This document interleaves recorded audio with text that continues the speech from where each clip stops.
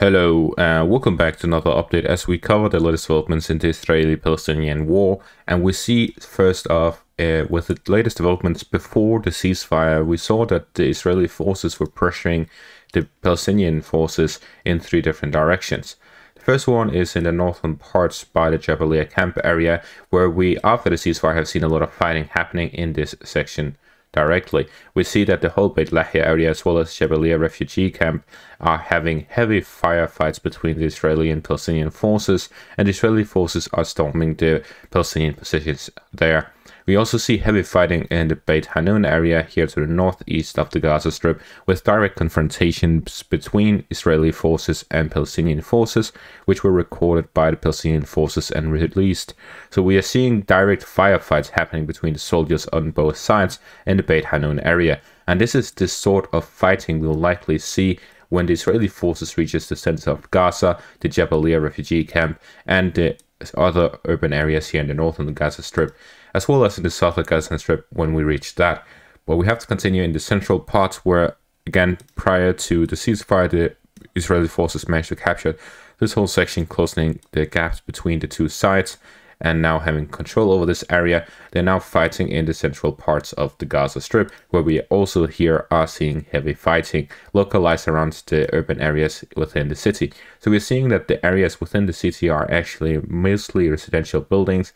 This is mainly due to the fact that the commercial and legislative areas were in the northwest, where the Israeli forces already have a presence. It is becoming more and more clear that the Israeli forces is clearly working with one strategy in mind. And that strategy is, number one, to methodically destroy all possible areas for Hamas operatives to operate within, with their airstrikes and artillery strikes and so on.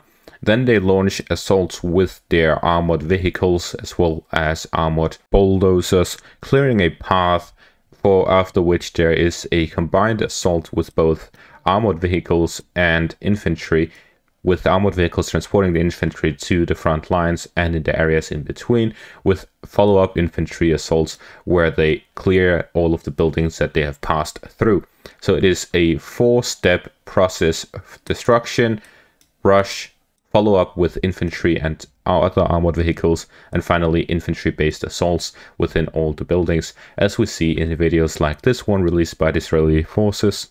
We see in the video here Israeli forces moving through the areas that were cleared by the bulldozers, and we see that there are these huge groupings of infantry, and then we have smaller squads with the tanks and armored vehicles, and then we have some of these infantry groups on top of buildings overlooking the areas and attacking from trenches and buildings from far away with their advanced equipment. As for the first step, which is the heavy bombardments, we see in this clip here the aftermath of some of these bombardments, where we see the smoke rising all across the Gaza Strip. We then move on to the northwestern parts of the area here in the central part of the Gaza Strip, where we also saw rapid developments in the direction of the camp areas in the central part of the Gaza Strip, where the northern and southern parts are separated by the river line.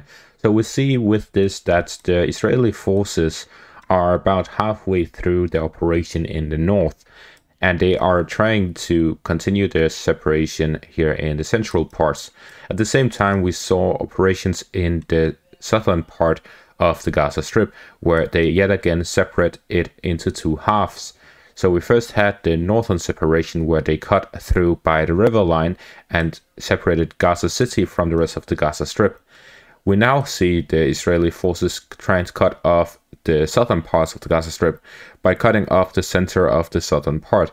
They're doing this north of Khan Yunis, which is the biggest city in the southern part, and with this we are seeing that they've reached the Salahuddin Road. It has been confirmed. There's even reports of them leaving all the way close to the beaches here in the southern part of the Gaza Strip. So with this we see rapid developments here in the southern parts, as Israeli forces are looking to repeat what they did in the north, and that is reaching the coastline of the Gaza Strip, and then we'll likely see operations going both to the north and to the south, trying to capture the full beach area all across the Gaza Strip. We're also seeing that the Israeli forces will most likely attack further down south. This is why this is important here in the northwestern parts of the central area of the Gaza Strip. As with these developments, we see that the Israeli forces will likely look to repeat the operation here in the north by doing the same in the central parts as well as in the southern parts. This means the current section is likely focused around the central part, despite the fighting reaching Khan Yunis as well and heavy bombardment there. It is likely that the Israeli forces are looking to gain control over the Nusayrat camp, Burej camp, and Deir el-Balah, as well as other areas here in the central parts of the Gaza Strip. This is to gain further control over the area, but at the same time, we're also likely going to see further Israeli operations in the southern parts. The reason for this is that there's been reports from different sources. One of them is the president of France, Macron, saying that the Israeli forces may face a war up to 10 years if they want to completely get rid of Hamas.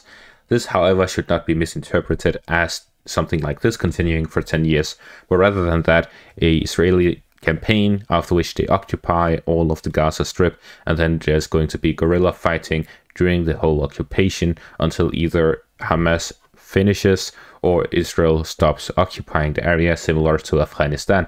So we're seeing that the Western powers, specifically France in this case, are afraid that the Gaza Strip will end up being another Afghanistan, where the Israeli forces will end up occupying Gaza Strip for a decade, and that will not just affect Israel's reputation in the whole world, but it will also continue the unrest that the West is facing with the Muslim minorities and other groups within Western nations constantly demonstrating pro-Palestinian demonstrations and so on against the governments for their reaction to the current situation, and there will be increased pressure on the governments to improve the situation, like with the American president Joe Biden constantly facing this pressure on his policies because he's a Democrat, and Democrats are more likely to support Palestine, especially the younger ones, which is the majority of the voter base of the Democrats,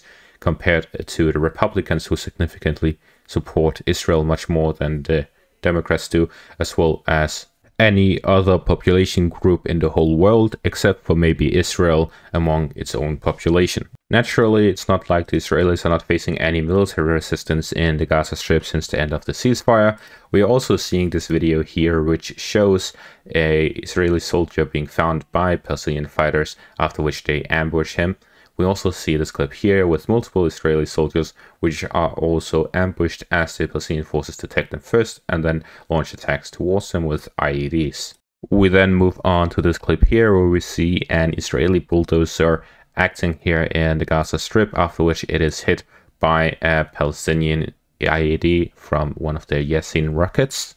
Followed by this clip here, where these Palestinian forces locate an Israeli tank, after which they launch another Yasin rockets and yet again hit their target. The outcome of this one is unknown. Then we have this clip here where we see an Israeli tank get hit by an IED, probably a anti-tank mine, and this looks like a much bigger explosion than usual. There are more such clips, but I'll end it off here with the clips of the battles taking place within the Gaza Strip. But we're seeing that these are the scenarios here in the ongoing situation here in the Gaza Strip since the end of the ceasefire. The Hamas fighters seem to have started out strong, with these videos showing heavy fighting taking place in the Gaza Strip. There was also a report of a Israeli base with about 60 soldiers here in the eastern parts of the Gaza Strip, of the central part, where the Palestinian forces claim that they ambushed them and destroyed the whole thing with IEDs and their own soldiers storming this position. So there seems to be a lot of fighting happening, although we don't see all of it.